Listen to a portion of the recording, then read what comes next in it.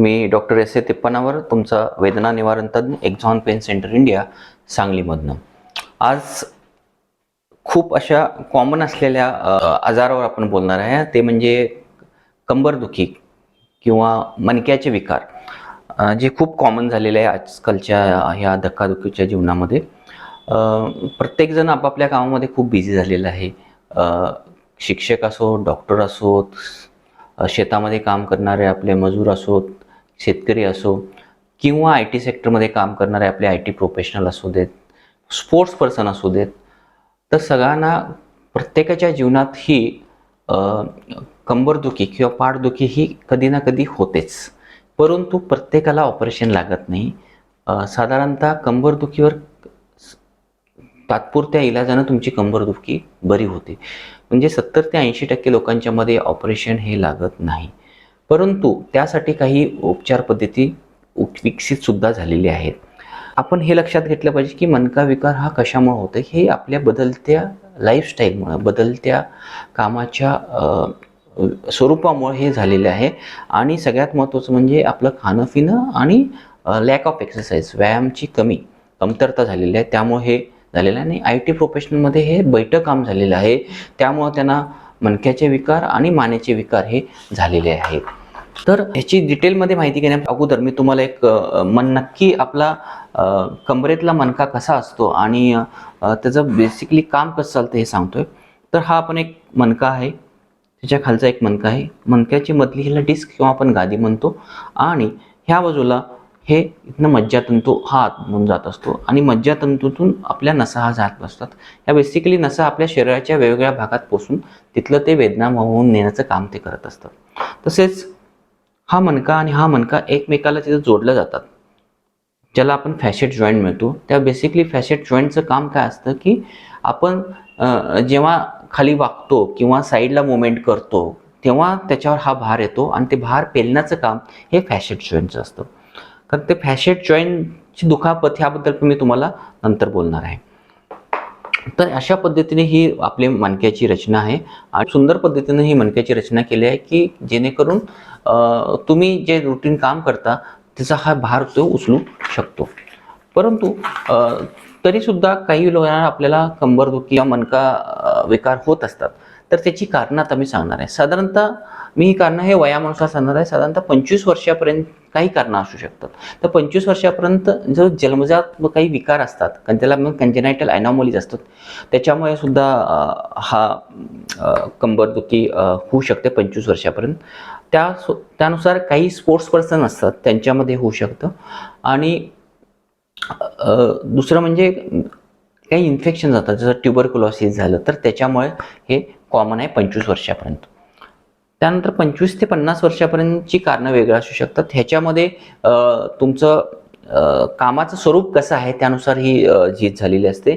बैठं काम असू शकतं किंवा लॅक ऑफ एक्सरसाइज असू शकतं, तर त्यामुळे तुमची कंबरदुखी होऊ शकते. त्याचप्रमाणे वेगवेगळे इन्फेक्शन्स असतात. त्याचं ट्युबरक्युलोसिस हा त्याला आपण क्षयरोग म्हणतो, हा आपल्या भारतामध्ये खूप कॉमन झालेला आहे. त्यामध्ये मणक्याचा क्षयरोगसुद्धा हा कॉमन झालेला आहे. त्यामुळे पण तुमची कंबरदुखी ही होऊ शकते.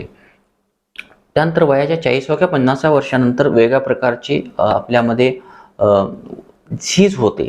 मणक्याची झीज होते, गादीची झीज होते. तसेच शरीरामध्ये कॅल्शियमची, व्हिटॅमिनची आणि मॅग्नेशियम ह्या मिनरलची कमतरता होते. आणि इस्पेशली स्त्रियामध्ये ज्यांच्यामध्ये मेनोपॉज झाल्यामुळं त्यांच्यामुळे हार्मोनल प्रॉब्लेम चालू होत जातात, तर त्यांच्यामध्ये पण कंबरदुखी खूप कॉमन झालेली आहे. आणि त्यामुळे ऑस्टिओपोरोसिस हा रोगसुद्धा होतो, म्हणजे हाडाची ठिसूळतासुद्धा त्यांच्यामध्ये कमी होते. त्यामुळं सुद्धा फ्रॅक्चरचं प्रमाण वाढतं, त्याला आपण व्हर्टिब्रल फ्रॅक्चर म्हणतो. त्यामुळं सुद्धा पाठदुखी किंवा कंबरदुखी ही होऊ शकते. मगाशी तुम्हाला सांगितलंय की फॅसेट जॉईंट, ते वयानुसार झालेली झीजमुळं हे तुमचं फॅसेट जॉईंट दुखू लागतं. त्यामुळे तुम्ही पुढं वागताना किंवा चायचा कप हातात घेताना किंवा झोपताना कूस बदलताना सुद्धा तुम्हाला कंबरदुखी होत असते, तर ती तुमच्या फॅसेट जॉईंटमुळं होत असते.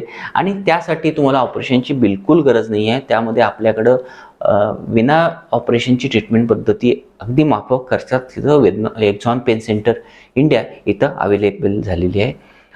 कंबरदुखी किंवा पाठदुखीचं हे निदान कसं केलं जातं ह्याच्यावर आपण बघितलं जातं. जेव्हा रुग्ण आमच्याकडे कंबरदुखी किंवा पाठदुखी म्हणून येतो, तर मी त्याची प्रॉपरली हिस्ट्री घेतो. हिस्ट्री म्हणजे त्याला कधी दुखतं, कशा पद्धतीने दुखतं, त्याच्या दोन्ही पायामध्ये मुंग्या येतात का, किंवा येत नाहीत, किंवा चालताना काही अंतर गेल्यावर त्याला थांबायला लागू शकतं का, दोन्ही पाय भरून येतात का, त्याला आपण क्लॉडिकेशन डिस्टन्स म्हणतो. त्यानुसार आपण ह्या गोष्टी ठरवल्या जातात की त्याला नक्की आजार काय झालेला आहे. तसंच मगाशी सांगितल्या पद्धतीनं मी की वयाच्या 60-70 वय 60व्या नंतर सुद्धा लंबार कॅनॉल स्टेनोसिस हा एक सुद्धा आजार होतो, ज्याच्यामध्ये काय होतं की हा जो मधला कॅनॉल असतो, जो कॅनॉल साधारणतः 2 सेंटीमीटर एवढा मोठा असतो, तो कमी होतो आणि त्याची ओव्हरऑल डायमीटर कमी होतं. त्यामुळे काय होतं की मज्जातंतूवर प्रेशर येतं. ते प्रेशर तुमच्या फॅशेट जॉईंटचं असतं, लिगामेंटम फ्लेवाचा असतो, किंवा तुमच्या गादीचं प्रेशर असतो. ते डायमीटर कमी झालं, 2 सेंटीमीटर ऐवजी 1.5 सेंटीमीटर 2 सेंटीमीटर इतकं कमी झालेलं असतं. त्यामुळे तुम्हाला ओल्ड एजमध्ये जेव्हा माणसं चालायला चालू करतात आणि त्यांना थोडं चाललं 100, 200, 300 मीटरचं चाललं की पाय भरून येतात, त्यांना थांबावंच लागतं, त्याशिवाय ते चालू शकत नाहीत, कारण ते त्यांचं मज्जातंतूवर प्रेशर असतं. तर ते एक कारण वयाच्या 60व्या नंतर हे आहे. तर आता आपण बघतोय की आपण हे डायग्नोसिस कसं, निदान कसं केलं जातं. जेव्हा रुग्ण आमच्याकडे येतो तर त्याची आपण सगळी माहिती घेतो. त्याला कशा पद्धतीनं दुखतं, पायामध्ये मुंग्या येतात का नाही, किंवा त्याचं क्लॉडिकेशन डिस्टन्स किती आहे, आणि त्या वेदना बसल्यावर आहेत, बसून उठताना आहेत का चालताना आहेत, किंवा झोपल्यानंतर आहेत, ह्यानुसार हे आपण त्याचं डायग्नोसिस केलं जातं. डायग्नोसिस बेसिकली क्लिनिकली म्हणजे पेशंट तपासणी करून केली जातं. जसं फॅशेट जॉईंटचं हे फक्त क्लिनिकल डायग्नोसिस आहे. परंतु काही वेळा आपण त्यांना साधे व्यायाम किंवा औषधं देऊन त्यांना आपण बरं करतो.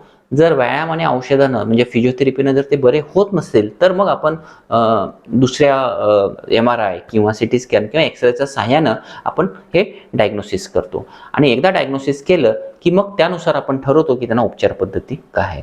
तर आपण मगाशी सांगितल्या पद्धतीनं की मणक्यामध्ये कुठल्या कुठल्या कारणास्तव दुखणं असतं, तर आपण त्याची एक माहिती घेऊया. की एक तर हा मणका आहे, मणक्यामधली गादी आहे, ती गादी सरकल्यामुळं तुमच्या वेदना असतात. तुमची कंबरदुखी असते, पाठदुखी असते, आणि ती पाठदुखी तुमच्या दोन्ही पायाकडे जाते.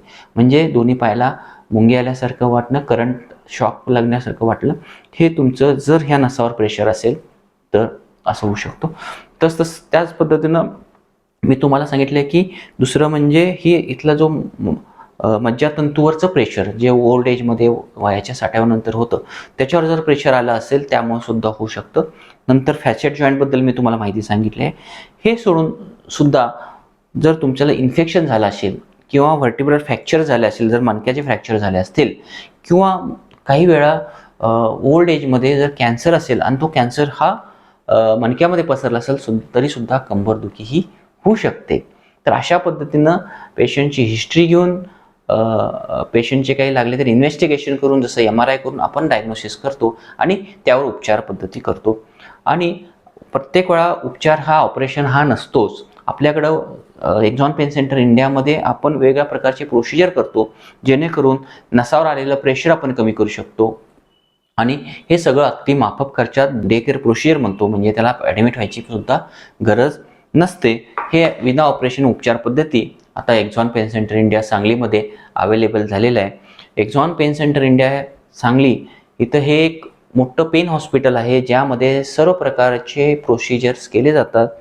ते सुद्धा बिना ऑपरेशन केले जातात आणि तुम्हाला वेदनेतून सुटका दिली जाते. इथे सर्व प्रकारच्या सोयी सुविधा आणि नवीन पद्धतीचे sonography, cooled RF machine, fluoroscopy, SIAM, ह्या सगळ्या गोष्टी एका छत्राखाली इथं अवेलेबल झालेल्या आहेत, जे आपल्या पंचक्रोशीमध्ये आपल्या 5-6 जिल्ह्यामध्ये पहिल्यांदाच हे अवेलेबल झाले. असं हे अत्याधुनिक विना ऑपरेशन अत्याधुनिक उपचार करणारं केंद्र हे सांगलीमध्ये आहे. हा जर व्हिडिओ तुम्हाला आवडला असेल तर तुम्ही नक्की ह्याला लाईक करा आणि सबस्क्राईब करा. तसेच आपल्या रिलेटिव्हजना किंवा कुटुंबातल्या व्यक्तींना सुद्धा हा व्हिडिओ दाखवा, जेणेकरून योग्य अशा रुग्णाला त्याचा हा फायदा होईल. नमस्कार.